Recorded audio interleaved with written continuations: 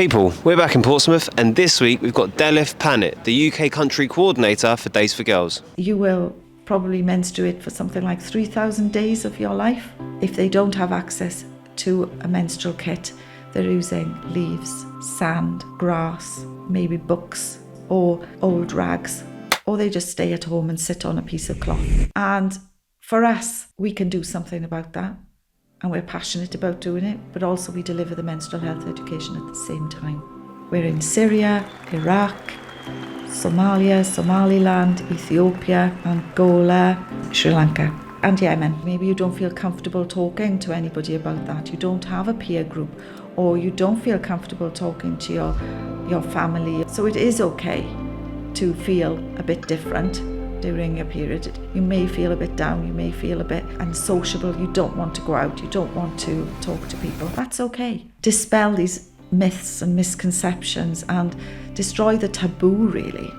The idea that menstruation is unclean, it's dirty. Periods are not dirty, they're critical to the continuation of life.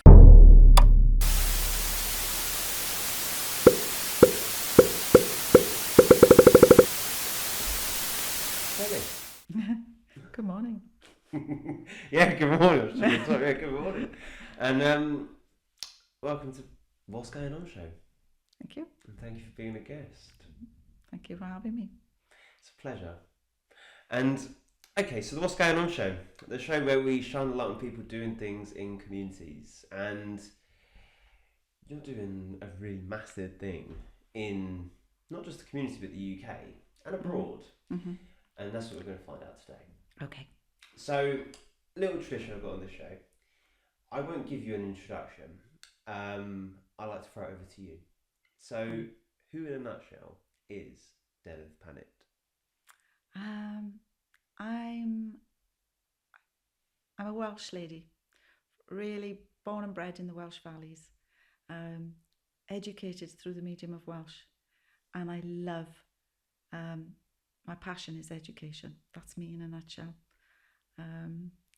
Always wanted to expand my knowledge, always wanted to travel the world. And now I have this opportunity and this work where I can do both. And I that's me. I love it. I'm passionate about what I do. And being able to give back into the community, into the UK, in England, in Wales, and across Africa predominantly over the last few years has been amazing. And so that's me. Okay. Just pick up on there that you said your passion is education. What do you mean by that? It derives from an early age at the age of 2.5, I was walked up the vestry chapel stairs and put into Sunday school through the medium of Welsh. And that was another language for me. And through that language, I was able to access my culture, my heritage, and also it enabled me to learn other languages more easily. And as a result, I'm very open to learning other languages, but also to looking at other cultures and other perspectives from a worldly point of view, from a travel point of view. So I'm very open-minded. Okay, so let's take us back. So you say you grew up in Wales. Whereabouts in Wales? I grew up in a very small South Wales valley, which had a history of mining. And the pit shut in 1937. And as a result of that, my family heritage is all mining. They're all, both on my father's side and on my mother's side, they were all down the pits from age 13. And so to me, that's why education is so important, because my family, my grandfather missed out on a huge chunk of his education because he went down the pit at 13 years of age to become a door boy, which was ventilation of the mine shaft. And so for me, with a heritage like that, it's so important to remember where you came from and why they were so keen that we as children and grandchildren were educated, so that we did not have to have the legacy of the mining community, even though we're not ashamed of it. We're proud of where we came from, but it was more about having those opportunities and being able to make choices. Interesting. Mm. So, growing up in a mining family, was you the first of your family to go to or get a formal education? Yes, because my dad's education was cut short or seriously affected at age 10, when up until then he was bilingual, the family were bilingual, and at 10 years of age, which is during World War II, 1940-41, he was struck down with meningitis. And therefore the course of his education took a very different turn. He was no longer able to go down the pits, but he then was sent away to a boarding school, a deaf school that taught deaf children, and therefore his education changed and the whole family dynamic changed. They then changed to speaking English at home to support my father's education, and his what would have been probably Dad's life changed so dramatically because Dad was probably able to have gone to grammar school. He then wasn't able to fulfill a formal education. And as a result of that, and given that disabilities in the 1970s were not recognised or not given the support that they're given these days, Dad had to take opportunities as and when they arose. And he always felt that we should not be held back by his disability. So therefore, he never taught us to sign. He never taught us sign language. Nobody in the family signed. And that was because he didn't want to draw attention to us as children, being the children of a deaf man. Because in those days, there was also a lot of prejudice. And people believed that my father was mentally impaired because he was deaf. And also we as children of a deaf man were going to be, in my father's words, had been repeated to him, were going to be stupid. So we came up with a lot of prejudice. I had friends who refused to get in the car with my dad because they feared that he'd have an accident, that he couldn't drive properly. And there was also comments made to us as children growing up that we would be affected, that we wouldn't be capable of much because we were the daughter of a deaf man. And so Dad really Dad supported our decisions to really get out there and make ourselves the best people we could be.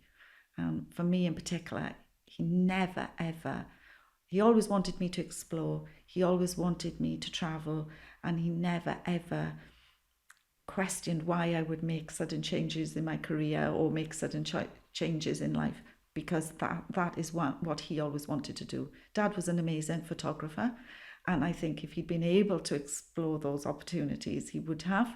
So, yeah, that's where I come from. Nice. Big up to your dad. So,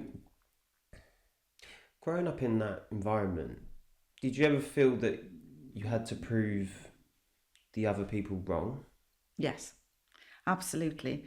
Not that it was such a pressure for my own family, because my dad's family was so supportive of my father because he was very skilled. He was a skilled carpenter, joiner, and he was also a pipe fitter.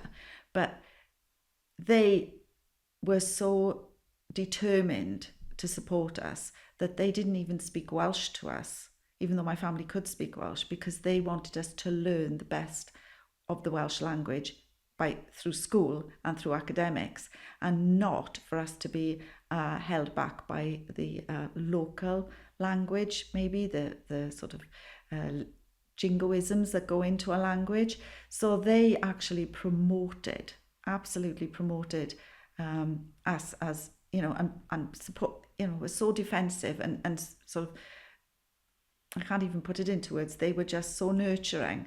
And my aunts, my dad's sisters, absolutely were key in that process. They were so protective of us as children. Amazing. So you've got your whole family behind you. So you went through school. How was that journey for you, and where did you go from school? From school, I made a sudden change. Career choices weren't that varied in those days, and I was being sort of pushed towards becoming maybe a nurse, which wasn't something I was interested in. And then I found medical laboratory sciences. Just at the library one day, I found this this job opportunity, and I pursued that for a number of years. And so I worked within the NHS for a number of years in the pathology department and learnt hematology, blood groups, serology and coagulation. And I realised then that although I loved the science and I loved the day-to-day stuff that we did, I was young and I wanted to do more. So I took a drastic change in my career, stepped completely outside and went to work for a fast food company as a manager. What fast food company? McDonald's.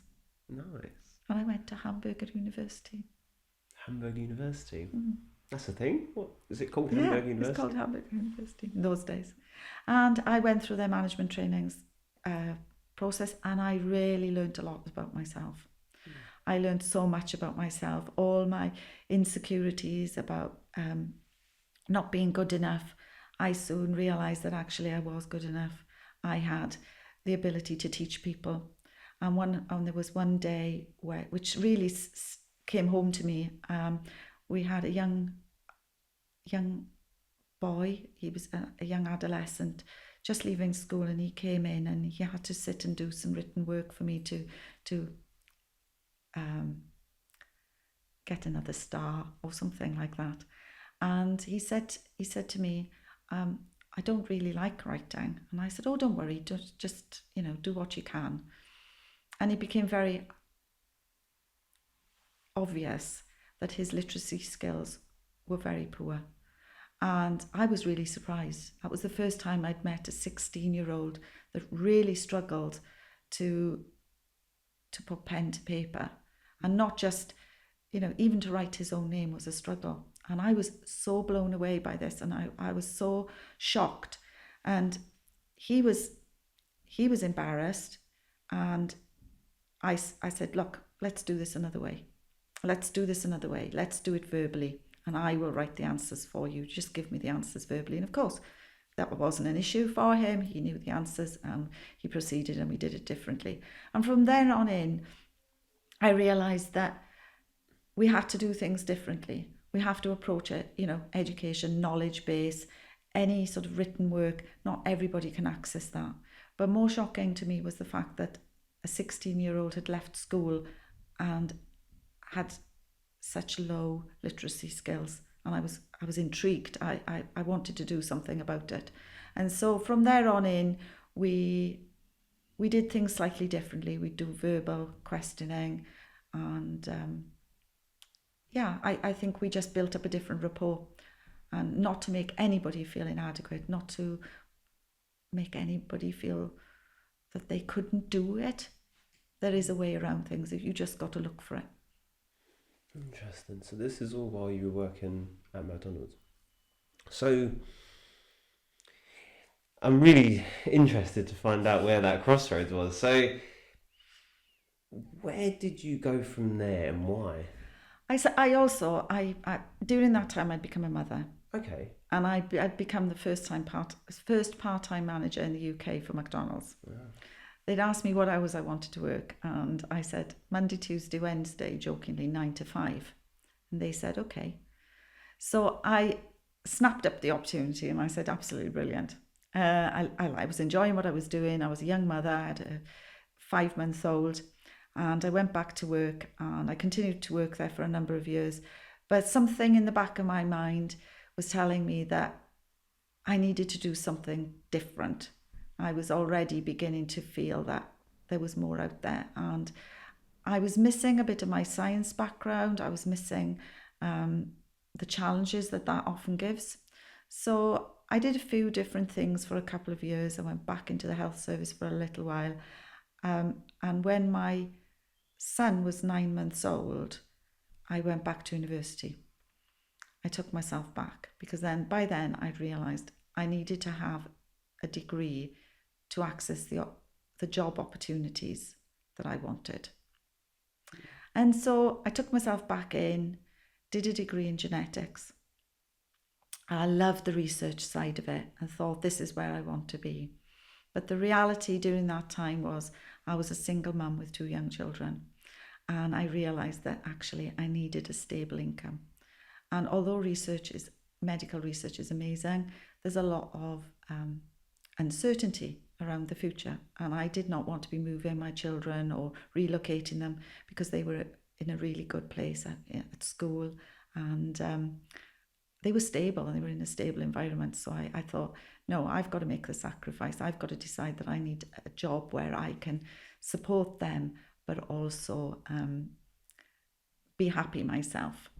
And I did a lot of thinking and reflection, and I took a postgraduate certificate in education in the sciences and began my teaching career, and really answered so many of the issues that I'd had, because I also felt that I'd vindicated my grandmother, because my grandmother had to leave school at 13 to look after the children, and she'd always wanted to be a teacher, and she'd actually taught me a lot when I was a child. She taught me how to sew, she taught me how to knit, but also she taught me long division maths, long multiplication, and also she did a lot of handwriting with me. So I'd come full circle, really. I felt that I had actually stepped into my grandmother's shoes for a little while and had become a teacher, and I knew that she'd be so proud, but also my family were proud. But ironically, my father said to me, "You're so committed, and the way you go about things, you'll be burnt out within 7 years." And I didn't know what he meant at the time. I really didn't. But it's because I'm so passionate about what I do. I throw myself into the situation, and I realized again that I have this innate ability to work with people or individuals who don't access education in the formal context, but have to be shown it in alternative routes. They need different resources, they need different adaptations. And so I became known for looking for different resources, but also looking for different ways of teaching and differentiation for those who can't access the formal written work. And that's where my passion grew, really.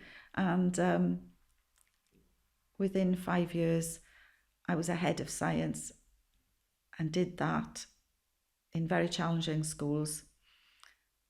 And then took another break when I had my 3rd child, and then reevaluated and decided, okay, let's step back. I have 3 children now. What do I really want to do with life? And as it happened, my husband was offered a job overseas. And in 2004, we left the shores of the UK with a 10-month-old, a 10-year-old and a 14-year-old, and left for life in Azerbaijan, thinking that we would be there for 3 years. So we packed up the house thinking we were going to be there for 3 years, and instead we were there for nearly 13 years. And it was at that point that I had time to sort of look at myself, look at what I wanted to do. There was no pressure on me to take employment, but I did. I went back to teach for a while, for a couple of years. And it was during that time, in that 2nd year, I also was given an opportunity to do some educational consultancy. And again, my whole world opened up, because there I got to do research again, but from an educational capacity, finding out how to construct different programs. And it was a very steep learning curve. But at the same time, it was an exciting journey.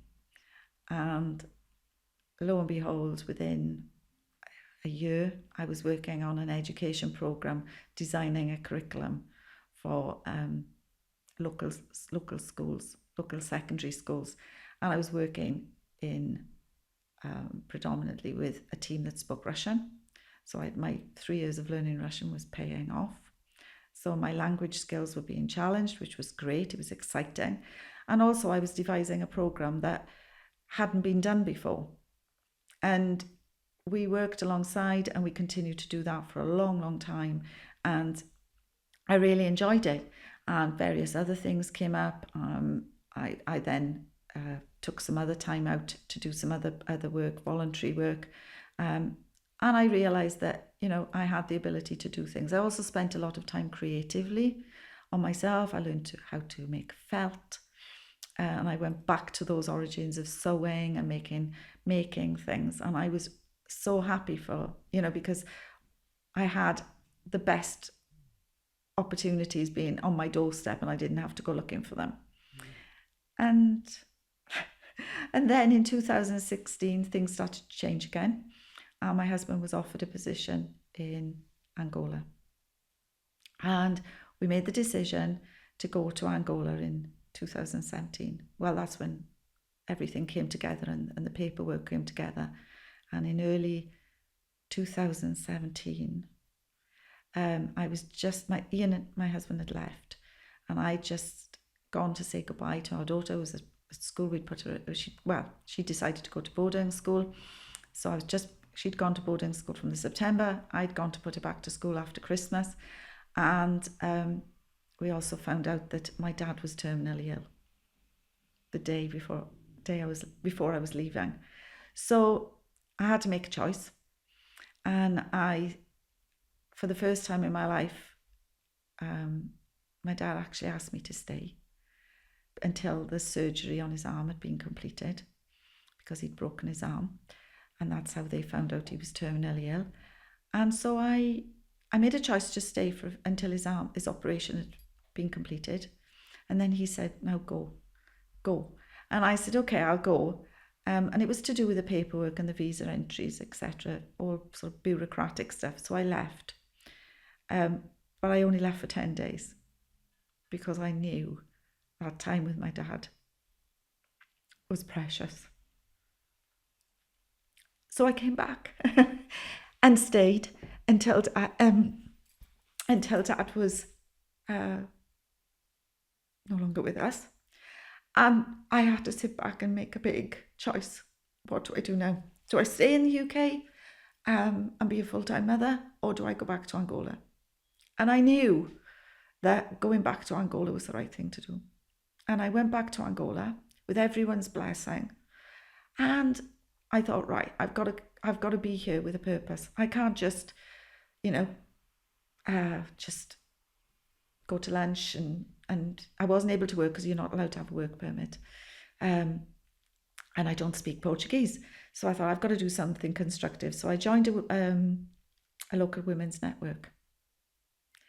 And that was great because I was introduced to all these different people from all different walks of life. And I felt once again that, I had a purpose. We went off and we did a lot of charity work. We did fundraising events. And then I introduced myself to the country director of the Mines Advisory Group and said, can I do anything to help? And those are the famous last words, really, because she said, "Oh, I'm not so sure. Let me have a think about it." And she said, "Come to the office and see if you can help one of my members of staff." So I came and I was supporting him for a little while. And then she said, "I've got a project for you." And I said, "Oh, okay, what's that?" She said, "We have a landmine victim, a young teenage girl who's lost her sight and her lower right arm. And she's requested Braille storybooks in Portuguese. But we don't know how to find them." And I said, "Okay." And off I go, being me. I said, "Okay, leave that with me." And off I went and did months of research and eventually tracked down an entity in the UK that could support me with that. And they did her some Bible story books because she's also a very passionate Christian, and she wanted Bible stories as well if she could. And so I found these books, and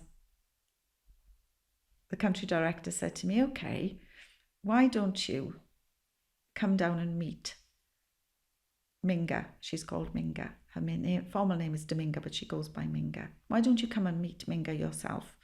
And it's an hour's flight away from the capital, 12 hours by road. So off I go down to the southeast province of Angola to meet with Minga. And she'd had the books a couple of weeks and she was thrilled. And I walked into the special school where Minga was being taught. I was introduced to Minga and her Braille teacher and with the director of education. And, it was a life-changing moment. I thought, I can do this. I can help somebody. But what else is there? Minga needs support. I can't teach Braille, but I can support her from a resource point of view. So also I said to Minga, what do you want? You've got these storybooks, but what do you need? What do you need to support your education? And she's a very passionate, determined young woman. And she said, I need to access my language, Portuguese language in Braille. So I said, okay, I'll go away and see what I can do.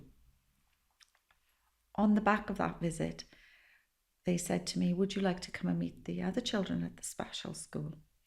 And I said, yes, of course, fabulous. Let's go meet the other children. And I walked into a classroom and realised that all the children were deaf.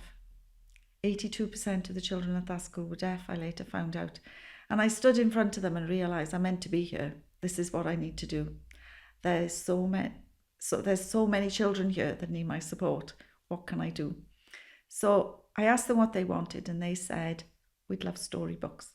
They had no library in the school. They had no visual resources. So I did that. And then there were some other things that I did. I went to a clinic, I went to the maternity hospital and also made connections there, which have again fed into what I do now. And lo and behold, I came back up to Luanda and set about with a renewed passion for what I did. And I spent the next two years just supporting the schools, going back to down to Moshiko. I went with the Mines Advisory Group and walked the minefields of Moshiko several times to raise awareness of what was going on down there, because the Moshiko province, by many, was considered the forgotten province. And it has this legacy of explosive remnants of war, and it's so dangerous. And there are accidents happen all the time. And I was just so passionate about being able to address this and, support the education of landmine victims like Minga. And I thought, I need to do something. So I carried on and then built up a connection with the rehabilitation and prosthetic limb clinic down there. And they asked me to support them in rebuilding the clinic, reopening the clinic there. And how could we do that? And I said, well, I don't have any money, but I have a voice. And I worked alongside, and I have worked alongside Director Nilton there for the last 7 years, advocating on behalf of the work that he does there. And now the clinic is back. It serves 2,000 clients a week. And it's back to where it was prior to that stage in its development. Then we went to the maternity clinic, built up a connection with the maternity clinic. And I remember there's a photograph of me and my colleague Giulietta, who works with the Mines Advisory Group, and also one of my colleagues that works with our current partners, the Associação Nacional de Humanitaria, ANA. And we're walking into the maternity hospital with about 4 carrier bags full of disposable sanitary products and menstrual pads. And I knew immediately when I set foot through the door that it wasn't going to be sustainable. Just taking carrier bags of disposable products to Moshiko was just not going to be sustainable. So it always was in the back of my mind. What can we do next?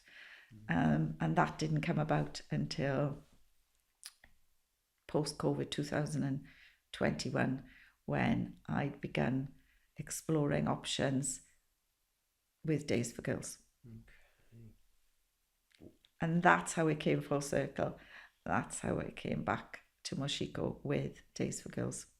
And I went back with Days for Girls. I built my own sewing team with 2 of my COVID scrubs sewing volunteers, and they joined the team, made the team. We are the foundation of that team in Wales, and we decided that we would ask Days for Girls UK if they would support a 200 kit distribution back to Angola. And Days for Girls UK agreed. So I went back to Angola with 200 kits, took them back down to Luena, and we delivered 75 kits to the Mines Advisory Women team, and then we delivered 35 to the rehabilitation clinic and 90 odd to the maternity hospital. And that was the start of the project. That was the beginning of Days for Girls in Angola. And lo and behold, probably just over a year later, the position of UK coordinator came about, and I was lucky enough to be accepted as the UK coordinator, and therefore it meant that I could then embrace other opportunities and start to really develop, not just in Angola, but make partnerships in other countries as well, and develop projects in the UK. So that's what we've done. And over the last year and a half since I've been working for Days for Girls, we've developed several partnerships, one with Urbond, who were already a partner but delivering our menstrual health education in Guinea. And they requested that we support them because they again had realised that it wasn't sustainable to be taking kits from the UK to Guinea, because the requests outstrip what you can take in suitcases. And in Angola, we started to set up another distribution point, and then it grew from there. And then we also were approached by the Halo Trust, another British landmine clearance charity, and they requested that we work with them to supply their demining teams, women demining teams, in 8 different countries. And the biggest of those is in Angola currently, and they have 700 women working there. And so it came full circle again. You know, it was a case of, right, we can do this. We need to address this. And the wonderful UK sewing teams stepped up and produced 1,500 kits for these 8 different country teams. And so we've gone, we're in Syria, Iraq, Somalia, Somaliland, Ethiopia, Angola, and Sri Lanka. And so, and Yemen. Okay. So it suddenly sort of grew from what was an initial conversation into this big project. And we're so proud to support it at Days for Girls UK. We really are. Because it's just, it addresses so many issues. We not only can deliver to the schoolgirls in the country and get them to access their education, whereas if they don't have access to a menstrual kit, they're using leaves, sand, grass, maybe books, paper ripped out of textbooks, or old rags, or they just stay at home and sit on a piece of cloth. And for us, we can do something about that, and we're passionate about doing it, but also we deliver the menstrual health education at the same time. And as a former educator, I get the privilege of doing both. I get to teach them how to sew, if it's a country where we're able to set up a sewing team, but also I get to teach them all about menstrual health and give them knowledge about their own bodies and how they can access more information, but also it empowers them. Amazing. So, Before we dive into what Days for Girls actually do, you touched on there. A running theme throughout for me is you always want to empower people. Yeah. But why do you feel like you're the person to empower them? That's a difficult one because I don't think I'm anybody special. I think I just feel that I have a mindset where I look at different ways of teaching. I don't conform to the standards. I've taught a lot of visually impaired children, children with special needs, and I know and children with other learning, maybe undiagnosed or hidden disabilities. And I find sometimes that I would stand there and think of a different way of teaching it, just not maybe from a textbook point of view, but delivering it in an alternative way, maybe a hands-on way, giving them a model, constructing a model out of plasticine, for example, if we were talking about the kidney. So, there you said why you feel the need to empower people. There seems that if every opportunity that's come along, you've sort of just jumped head first in. And when you said that you became a teacher, I feel like you was always leading to become a teacher. Like not even like being corny or putting you in a box, but I feel like all your skills up until that point were leading you to that point. I think you was right place, right time. Okay, so since then, you've made it your life's mission really to provide equal opportunities to everyone. Now, every place that you've been needed. Interesting.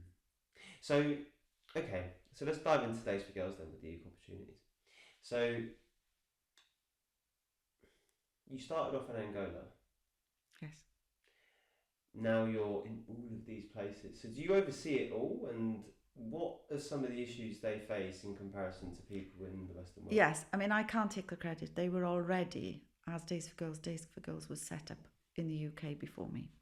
We are an affiliate of Days for Girls International, but Days for Girls UK is a registered charity in the UK and is run by a board here in the UK. So I can't take, sort of acknowledgement for everything that went on prior to me. Up until that moment, I stepped in and asked for that first distribution to Angola. Angola was an untouched country in that sense. Nobody had been in and delivered any of the Days for Girls education or product into that country at that time. But they were already in countries. They'd already been to Ghana, the Gambia. They'd already been to other countries, and we had partnerships in Ethiopia, Somaliland. There were partnerships existing, but we felt we needed to take it a step further because up until that point, our kits were being given away free of charge. And that is not sustainable as a charity. And so therefore, at Days for Girls UK, we had to build partnerships that could bring a donation for the kits. So there was a financial responsibility as well as part of this. And that was, again, re-evaluating what a kit was worth, how much time our sewing team volunteers put into these kits, how they are funded. They are funded into, self-funded. So therefore, our kits are of value. And our kits last between 2 to 5 years.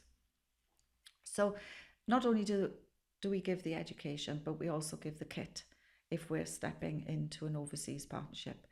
But there was very little known about us in the UK per se. And so we set about wanting to raise the profile. And that was one of my goals last year, was to raise the profile of Days for Girls UK. And I met a young activist called Molly Fenton. And she runs an activist group in Wales called Love Your Period. She works across the UK, but she's based in Wales. And Molly's story is very unique. And I don't think it's my place to share Molly's story, but Molly came to us with a proposal last year that we look at distributing what we call hybrid kits. So it's a mixture of washables and disposables to communities throughout Wales. And back in October, we launched, on International Day of the Girl, we launched our project. It's called Project Mis-Leaf Hapus in Welsh, Happy Period Project. And the reason we wanted to call it Happy Period Project was because we didn't want to have any negative connotations associated with menstruation. There are enough taboos, there are enough negative comments made, misconceptions, and so we wanted to bring it in from a different point of view. And our kits are pretty, they look attractive, and we wanted to make people smile. And when they're given a kit, we wanted to bring that smile to somebody's face, that they have been given a kit, but also it's not an unattractive, piece of kit that they're being given. It's a very pretty kit that they're being given. And that might sound superficial, but when you hand over a kit and you see those smiles, whether it's a schoolgirl in Moshiko or somebody in the UK, the smiles are there and they're evident. Mm-hmm. And that's what's empowering, is the fact that once they've had that education and the kit is handed over, they realise now that they have a kit that supports their menstruation for the next, as I said, 2 to 5 years. And they feel empowered and they feel they have the access to education. They have the access to go to school. But more importantly, we've restored their dignity, because they don't have to ask. They don't have to go and look for maybe something at school. Even in the UK, 1 in 5 girls doesn't attend school during their periods. So we wanted to start to overcome that. And that's what the project started in October. And then in November, Molly and I distributed 200 kits throughout South East Wales at various locations. And it's growing. And then the requests came in on the back of that. Can we do more? And so this year, that's where our focus will start in Wales. We've also got a small partnership up in Sheffield at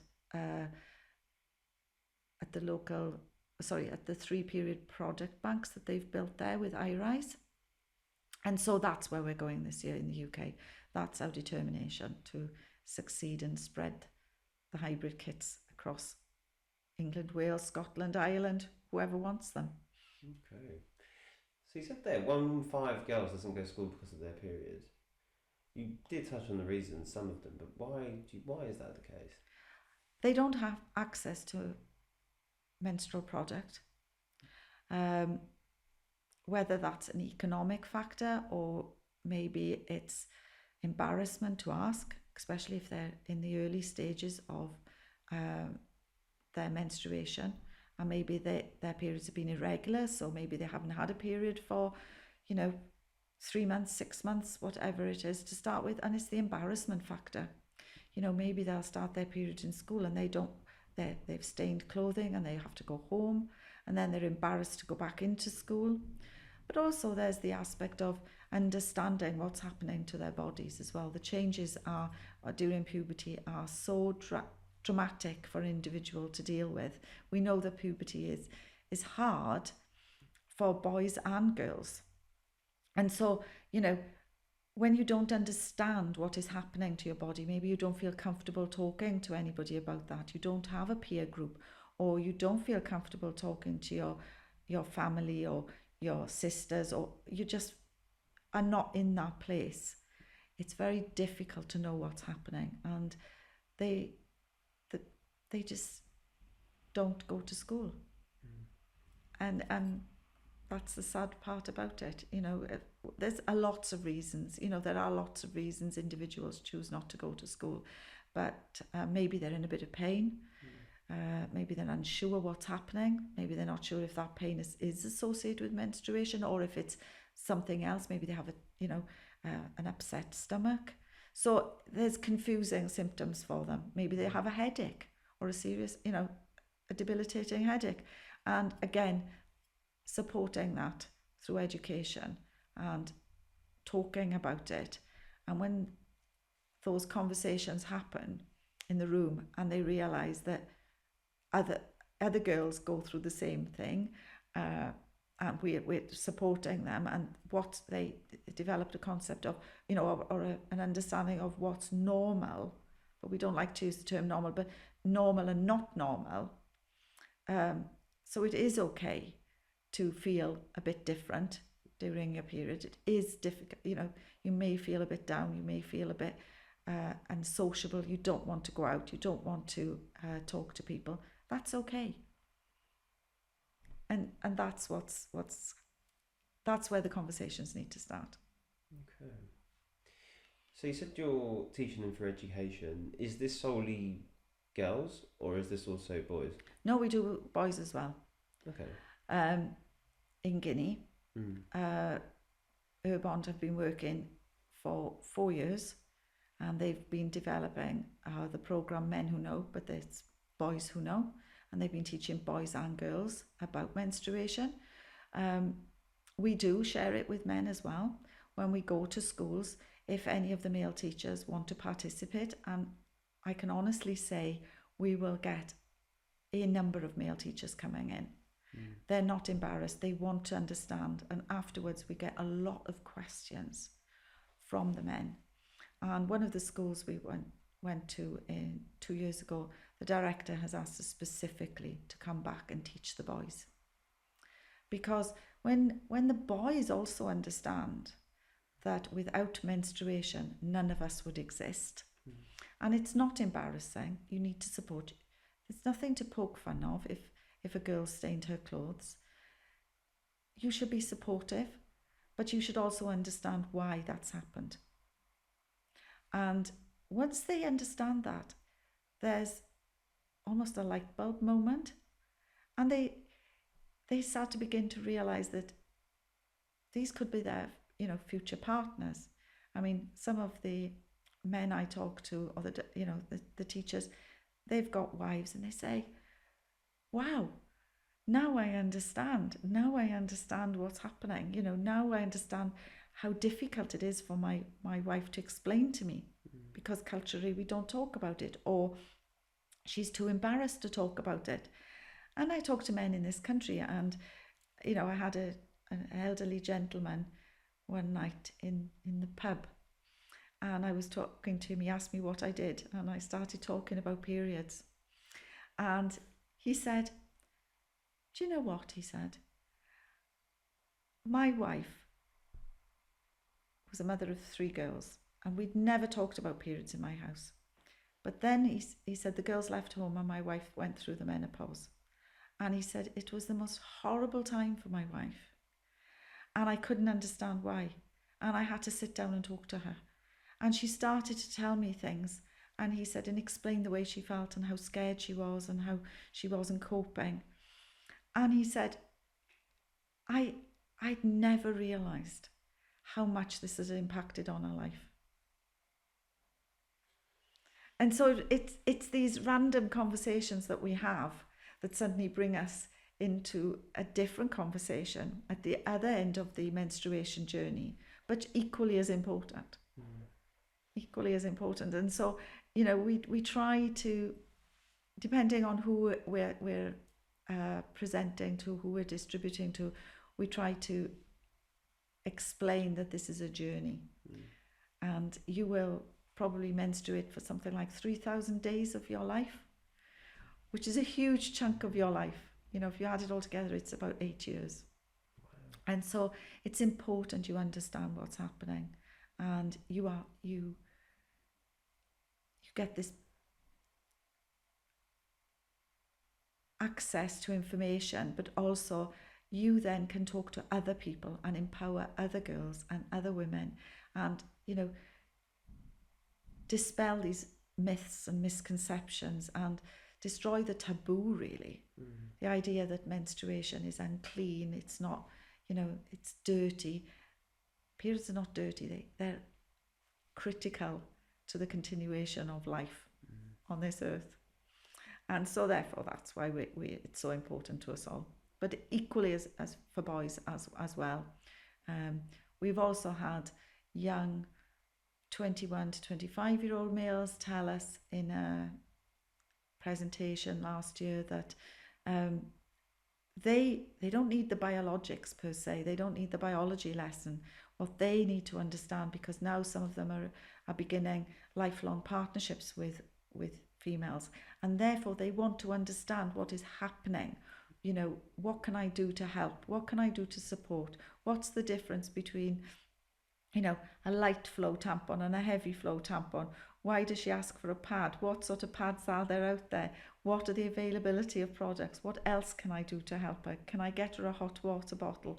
Can I, you know, is it sometimes she just needs that bar of chocolate? It might seem superficial, but when those young men have that understanding, they also empathize, and it opens that door towards that better understanding and empathy and journey that maybe they've never experienced. You know, if they've grown up in a household predominantly of males, they won't have that conversation, and so therefore they want to know, and that's what they tell us. They do want to know. It's just how you open those doors to those conversations. Interesting. So, like, what would you say, or even so, would you say there's more interest into how periods work among younger people, or is it older people, or is there a mix? I think it's a mix. I mean, you know, when you came to the extreme that I talked about, you know, this gentleman whose wife had already gone through the menopause and was now post-menopausal, it can be a scary time for anyone. And the journey is a long journey. You know, it happens over maybe 30 years of your life, 30 to 40 years of your life. And as a female, you don't always know what's going to happen next. And so, you know, you may go into early menopause, and that's scary. And that's why it's important, if you've got a partner, to engage that partner in the process, because if you also feel you've got a support mechanism, it helps you to navigate that journey. Fair.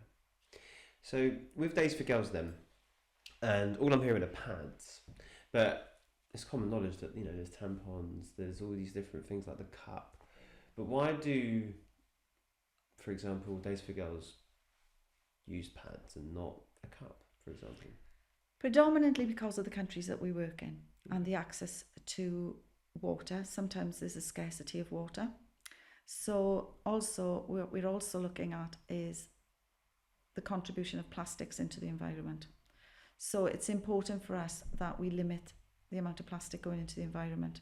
And I often see it, you know, when I'm out in countries. I mean, even when I lived in Azerbaijan, every so often you would see a plastic strip float by in the wind, and it was actually from a pad. And it's so sad, you know, to think of the amount of disposables that are generated that can actually, when there is an alternative. They're not for everyone, and we completely understand that. But in those situations, also economically in the countries that we work, they just cannot afford to purchase disposables. There is a different income level needed in order to be able to access disposable product. Sometimes the disposable product is often contaminated because it's travelled a long way and held maybe in inappropriate damp conditions, so there may be spores, or the packaging may be disintegrated, the plastic may have disintegrated, and so therefore the product they're actually receiving is not hygienic anymore, it's contaminated, and therefore if they've got a washable, the washable can be washed with soap and water, which in most of the very few places have we not come across people with the access to a small amount of water and soap. And also they can dry that then in the sun, which is a very good antibacterial agent. And, you know, it serves all those purposes. It ticks off the lack of income, so therefore they can access a product that sustains them. And also we found that it's a personal choice and comfort as well.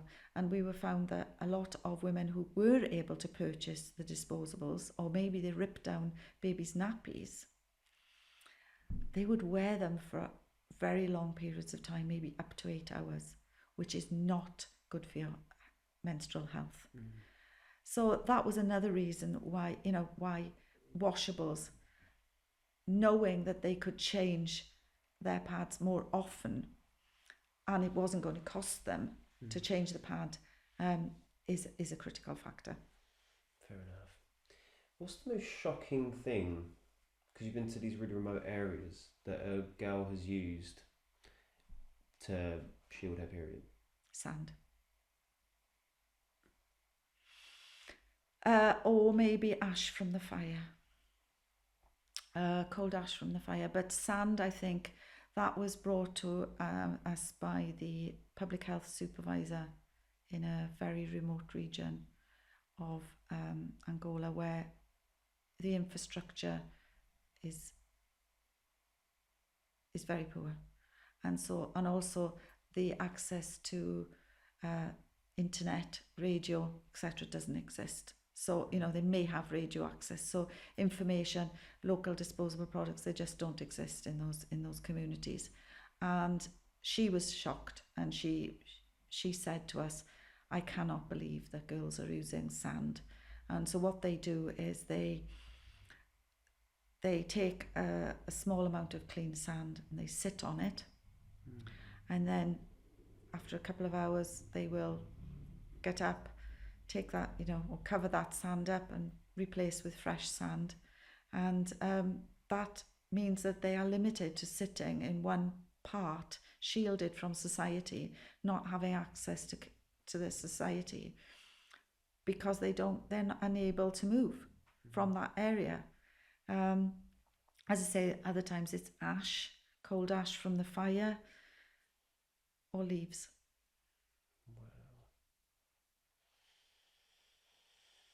Wow. So, bringing us back. So, throughout your life, you've always been the person who's always sort of pushed boundaries, really, and sort of vouched for people who didn't have enough to bring them to a level where they have a fighting chance, it seems. So it seems like every opportunity you've had, you've gradually got there, but you've always found yourself in a place and you've looked around you and seen what happens. So my question to you is Days for Girls your final destination, or do you see yourself going somewhere else? I don't think you can ever answer that, really. I'm one of these people that I keep my eyes open, I keep my ears open, but I'm not seeking a career per se. What I'm looking for are opportunities to support others. So if that means that takes us outside of the Days for Girls context, yes, of course. If it doesn't strictly have to be about menstruation, as me, Delyth, I am more than happy to explore if somebody said, we'd really like you to develop a curriculum on biology for, this department or what have you. I would. But at the same time, I think my passion now is developing a sustainable project, which is teaching people to sew in their own countries, so that we don't have to keep taking product into countries. So we'd establish a route to market, supply chain, and a need. And therefore, I think for me, that is where I really want to push the boundaries. They do exist as social enterprises. For me, going back to, I suppose, having that legacy of being taught how to sew and that skill. And even in the South Wales valleys at the moment, we are finding that employment opportunities are difficult. And so therefore, if we can reskill, because we have historically got a legacy of women that used to sew. There was a huge number of factories based in the South Wales valleys where women would sew underwear, overalls, all sorts of things. And that skill set is almost been lost now, because those employment opportunities have disappeared. And I think if we can reskill those communities and develop vocational skills, maybe sewing is not for everyone, but even being able to come along to a session and access the conversation about where they go next or what they can do is what happens around those tables. And so therefore, that is something I would really like to do. I really would like to go back and revisit communities, even the community where I grew up, and see what we can do, because not everyone, can access employment in the formal context, or is held back in some way. And yes, it's just interesting to look at where we go next. Maybe not as Days for Girls per se, but definitely one of our other interesting projects that we've had is that a correctional institution has developed a sewing team. And I really think that has given us a different avenue to explore, because it will empower women who have maybe found themselves in a circumstance or in a situation, and now they're looking at how they can look beyond what the situation they're currently in, and look beyond that. And also, if they are sewing with a purpose to distribute components to other people, it takes them psychologically outside of that confinement. Exciting times. So Delyth. That's a very new project. Yeah, that does sound like an exciting project. So, what correctional facility is that currently exploring with? Can you disclose? Okay. Well, that's fine. Well, that does sound like a really exciting project. Yeah, I really think we could develop that in a youth empowerment setting as well, because I've worked in behavioural units before now in my teaching capacity, and I really feel, boys are equally capable of sewing. It's a skill. We have wonderful tailors. In many countries, being a tailor is a highly regarded profession. Even, in this country, we have streets in this country where tailors are highly regarded. Yeah. So therefore, why can't boys sew? Why can't they, be the leaders of a sewing team? Interesting. Just out of interest, are there any men on any of the teams, any of the sewing teams? In the UK currently, we have non-sewing male volunteers, but I don't believe currently. We have in the past had a couple, but not currently. And so therefore, it would be nice to break that demographic and change that demographic up, because also what we found is a lot of our sewing teams are of the older generation, or older people who have more time on their hands, maybe retired, and so therefore they sew for a purpose in that sense. We do have people who work full-time and who sew for pleasure and therefore also sew with a purpose, but we'd really like to bring that skill set back. And that was another part of the project with the Project Me Sleep Happy Period project, is that by introducing these products into the communities and having a conversation, we're not automatically going to tell people you have to learn to sew, in order to be able to fit this, but introducing the idea that, well, maybe sewing, even if you end up making something for yourself to wear, or scrunchies, or something, more craft-based, developing those skill sets gives them alternative avenues to explore. Makes sense. I guess a burning final question I have is, you're teaching people to sew and create these pads, but surely the end game, would it not be to teach these people how to make pads and not need then to buy them? What was the need to buy them? Wouldn't they? Absolutely. I mean, they do need wear out, and they do need replacing. So if you've got a team or a facility nearby, which is one of our goals down in the Moshiko province, we've set up a sewing team there, so that the current users, if they need a replacement, or if they got a child, a daughter who's suddenly started her periods, they do have access to go and buy them locally. So yeah, they will wear out. Sometimes somebody maybe will forget or lose, a component, which is inevitable. Or it just after so many washes, it's finally, a bit threadbare, or the stitching is coming apart. Maybe they can repair it, but in the longer term, they're going to need to maybe buy another one. So the idea is then they end up maybe going along to the local sewing team and either maybe learning to sew themselves, if they're that interested, or just to purchase the components from them. Because all our sewing teams are in Angola are currently volunteers, and so therefore, it's on a voluntary basis. But yeah, it's exciting.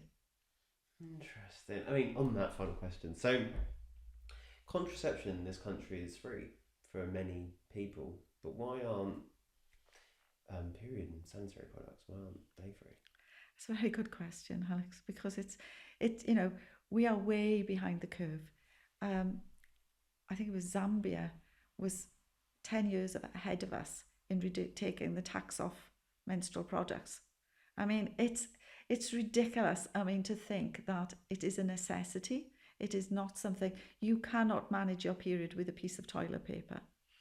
No matter, with the best will in the world, you will stain your clothes. I mean, we have sportswomen, we have professional sportswomen who will, tell you how many times they've maybe bled through their white shorts, because that's what they have to wear as part of their, you think of Wimbledon, you think of football players, all sorts of sports, rugby teams, netball players,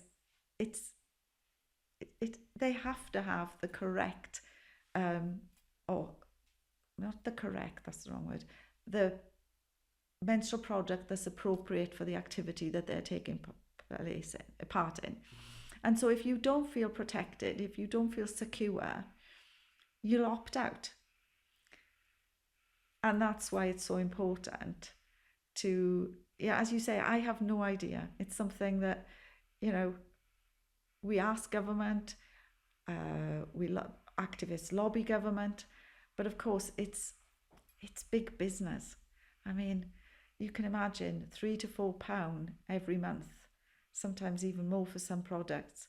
I mean, even to buy the initial washable kit is a barrier to some people accessing it. So therefore they continue using disposables, because to buy a kit, maybe a night and day kit, is £35.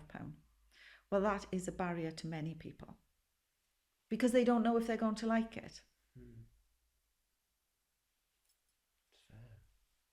It's fair. Yeah, so it's the same with period pads. Not everybody feels comfortable wearing that underwear for a length of time. They might feel they need to change it, particularly maybe if they're in a situation where they're sat for long periods of time and they just feel it's not comfortable. Whereas maybe if they're on a sports field and they know they're going to wear period pants for an hour, 2 hours during the game, and then they're going to go in and change their clothes and put on fresh underwear, and then they'll feel more comfortable. But it's not for everyone. So choices, it's about choices as well, isn't it? It's about freedom and choices. Wow. Delyth, it's been great to get an insight into your life and hear the backstory. I know we've just literally skimmed the surface, I feel. And but no, it's been a pleasure to hear that, and I'm really excited to hear what happens next. So I wish you all luck on literally the next part of the journey. And cool. Yeah, thank you for having me. Welcome. It's been a pleasure.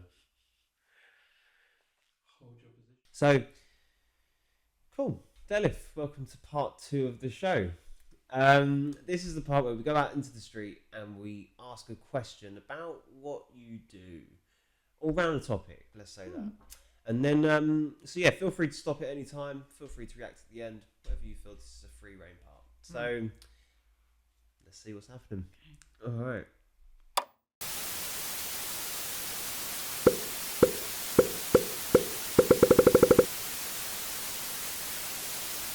Why do you think menstruation is a taboo subject?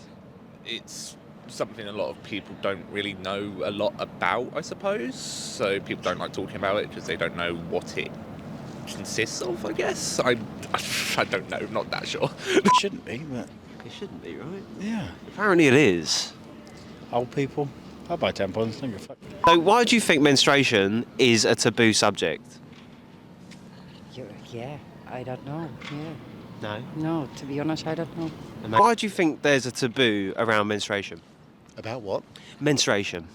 It's not a subject that I kind of often think about. It's probably a taboo because it's a woman's issue, and if it was a male's issue, it would be an issue, a big issue indeed. The whole thing would be changed. We'd have kind of days off for it, we'd have kind of support and everything, but because it's a woman's issue, sorry, it's the, sadly, it's we've kind of sidelined it, which is not fair.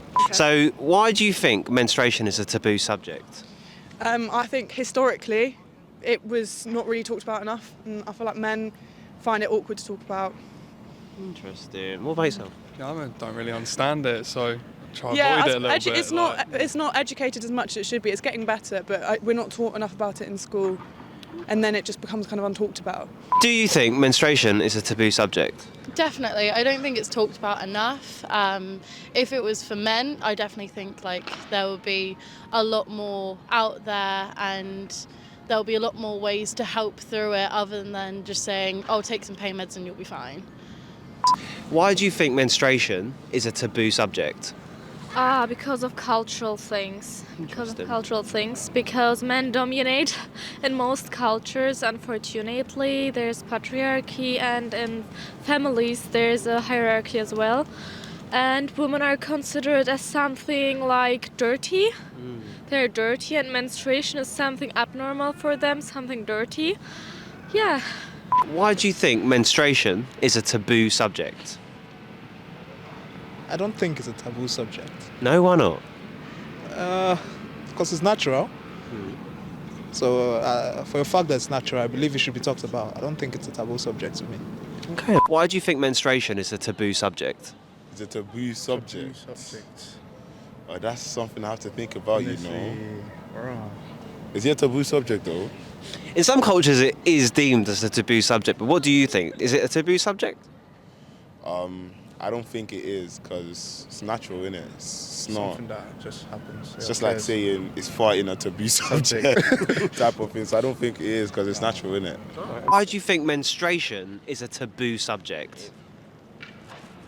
Because people stigmatise it, people make it such a big thing. Interesting. Can you expand? I don't know, it's brought up, and even when women grow up, it's very, don't let your brothers, your dad see that, I don't know. I feel like it's a lot of people think it's disgusting, especially in primary and things like that when it all starts.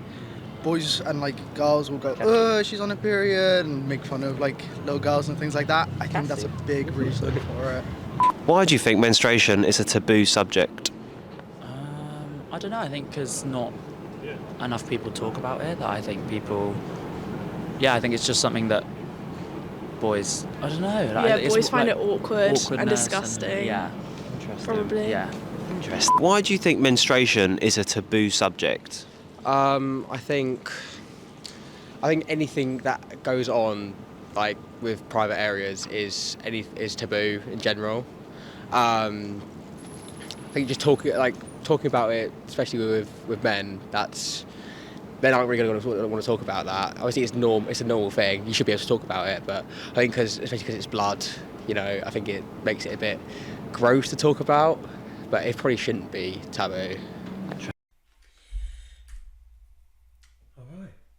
Excellent piece of journalism.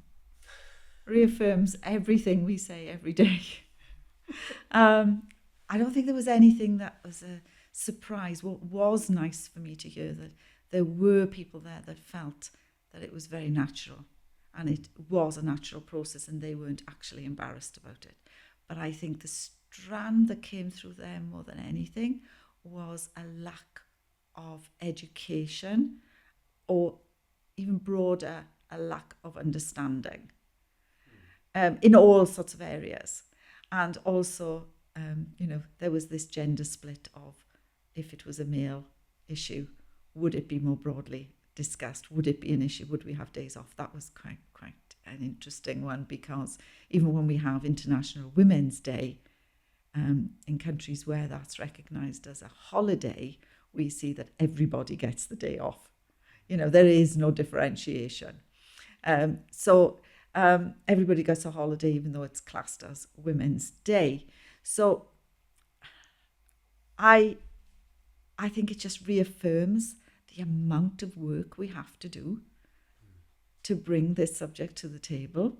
And it starts at a young age. But also, I think, as I said to you in another conversation, we do find it's because as we grow and we expand and we begin partnerships and relationships in life, as a male and a female, or,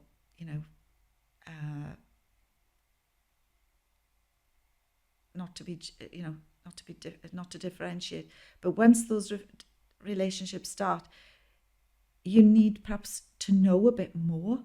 And then when you're living with somebody, it's difficult to hide. It's difficult to hide your emotions. It's difficult to hide your period product. I mean, it's, and also it's difficult to hide the time you menstruate. I mean, something is inevitably going to be seen or, demonstrated, or as I say, maybe, stained underwear, for example. And then it becomes a very uncomfortable conversation if you've not had those conversations or you don't have an understanding of it. Understandable. So, on the subject of it being taboo, what are some of the issues that you see different cultures facing when it comes to being a taboo subject? It's actually a common theme that goes through a lot of different cultures. That you heard it said on there that because of the lack of understanding from the male perspective, the leaders in those communities are often unable to give the answers because they don't have that information themselves. And also it's become a cultural issue to say, oh, it's unclean or it's dirty, and therefore we don't talk about it. And in certain cultures, there are certain rituals associated with menstruation, such as going to the baths and washing. And therefore, because it's done culturally, it's very difficult to often address those barriers, because often when you want to access those communities, to have those conversations, you often have to go to the leader in the community who happens to be a male. And therefore, that's the initial barrier. Whereas if you can get an individual from within inside that community to engage in those conversations, woman to woman, we find a better level of understanding, and the acceptance rate is far better, and also the uptake on the education is far better. But it's getting in, it's opening those doors, breaking down the barriers. Not always easy to do. Slow processes, slow, delicate steps, observing protocols, observing cultural norms, understanding, and what we call bridging. So our own expectations have to be put to one side, and you have to remain open. And if somebody doesn't feel comfortable having that conversation, then you take a step back and you start again, and you look at it maybe with a different lens, and you look at it and think, how can I now approach this? Understandable. So, with the uptake and the acceptance, have you ever had a situation where it was rejected? Yes, I mean, I've offered colleagues, in different situations, male colleagues, do you want to come into a session? Sometimes the women themselves ask, can we not have males in the session? We feel more comfortable, or the girls will say, can we have just us girls, please? However, some of our colleagues, the volunteers who deliver it are males, and some of those colleagues are the best deliverers of the education, because they're so passionate about delivering that information. But yes, there are times when it's rejected. Absolutely, I've invited them in and said, no, it's not for me, and that you respect that, and you say, well, that's fine. But what's happened then in my follow-up visit, they've asked, well, can I have a kit for my wife? Because they have actually gone away and found out some information, maybe from another male who sat in on the session, realised the value of the kit or value of the education, and now they're starting to realise exactly why it's so powerful. Interesting. So, on the subject then of tackling the taboo, in the UK, how far or how successful are you at this current point, would you say? We haven't really, we are addressing it. I can't say we haven't addressed it, we have addressed it, but it's a very slow process, and it's opening the right doors. It's finding access sometimes. How do you access that particular community? Sometimes it's difficult to bridge those gaps because you don't know. I mean, I've approached different groups at different conferences, and they will say, oh, you have to speak to somebody. Somebody else, and they always sort of want to pass you on to somebody else. And that's fine, you just persevere. But I think we've got to persevere. There's a lot more, as you heard in that conversation, there are a lot more discussions taking place. Younger people are finding the information, even if you're not comfortable as a young male thinking, oh, I don't want to talk about it with somebody, it's easy to access on the internet these days. There's a lot more out there that is accessible, and therefore they may go away and have that, interest in finding out a little bit more beyond the conversation that took place. We hope, You hope. So, okay. So, any thoughts then? Any closing thoughts on the video? I think it's great because it's a subject, as you say, it's taboo. But those people that you talk to were prepared to actually answer the question. Some people won't even answer the question, will just walk away. And there was also a little bit of an age demographic there. I wondered if you'd gone to the slightly older community, whether you would have just been shut down immediately. There's a lot of didn't make the cut. So. Yeah, because they don't feel comfortable. They still don't feel comfortable having those conversations. So I think it's, even within society in the UK, we can't judge. We don't know what people's own experiences are. Some are, some have never encountered anybody within their family domain because it's been hidden from them, and they feel just uncomfortable. But we'll persevere. That's positive to hear. That is really positive to hear. I'm really impressed by that piece. Amazing. Well, Delyth, that brings us to a nice close on part 2. And again, it's been a pleasure talking to you today. And I'm excited to see what happens next. Thank you.